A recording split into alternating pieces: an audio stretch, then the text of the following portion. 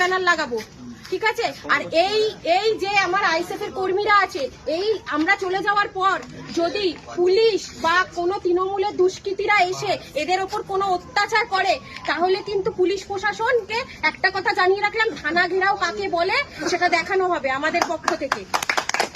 আর শুধু এই জগদীশপুর অঞ্চল না, সারা নিউ টাউনে ব্যানার লাগানো হচ্ছে। এই ব্যানার যদি ছেঁড়া হয়, কোথাও যদি ব্যানার ছেঁড়া হয়, সেখানে গিয়ে আবার ব্যানার লাগানো হবে। এবং এরপরে থানা পুলিশ প্রশাসনকে, রাজারহাট নিউ টাউনের যে কটা থানা আছে সেই সব থানার বড় বাবু, মেজো বাবু, ছোট বাবু সব বাবুদের হুঁশিয়ারি দিয়ে রাখলাম। এরপর থানা ঘেরাও করব আমরা। যদি একটা কোথাও ব্যানার ছেঁড়া হয়, নওশাদ সিদ্দিকী ভাইজানের কোনো ব্যানার ছেঁড়া হয়, তাহলে আমরা থানায় গিয়ে ডেপুটেশন আর দেবো না। আজকে ভালো মুখে গিয়ে ডেপুটেশন দিয়ে আসছি, এরপরে ডেপুটেশন দেবো না। থানা ঘেরাও কর্মসূচি হবে প্রত্যেকটা নিউ টাউনে, প্রত্যেকটা জায়গায়।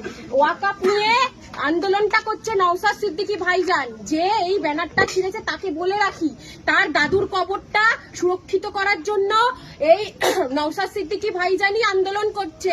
তৃণমূলের কোনো নেতারা করছে না। তৃণমূলের সব নেতারা বড় বড় মন্ত্রী নেতারা হলো চোর, ওয়াকআপ চোর। ক্যামাক স্ট্রিটের যে পার্টি অফিসটা রয়েছে, সেই পার্টি অফিসটা আজকে বারুইপুরে এক চোর ভাইপো বড় বড় ডায়লগ দিল, ভাঙড় দখল করবে। ভাঙড় দখল করা অত সহজ না। নওশাদ সিদ্দিকী বাংলার সারা মানুষের মনের ভেতরে রয়েছে, শুধু ভাঙড় না।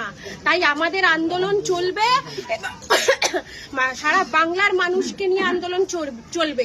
এবং ভাইপো আর পিসিকে একটা কথা এখান থেকে বলে যেতে চাই, যে 2026-এর ইলেকশন এইবারে হবে, মানুষ ভোট দেবে, সাধারণ মানুষ ভোট দেবে চুরি, দুর্নীতি এসবের বিরুদ্ধে গিয়ে।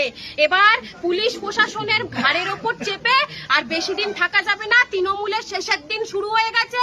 তৃণমূলের খেলা, এইবার তৃণমূল খেলা করছিল, তো এবার সাধারণ মানুষ, সাধারণ জনগণ এবার 2026-এ খেলবে। এই বলে আমি আমার ছোট্ট করে বক্তব্য শেষ করলাম।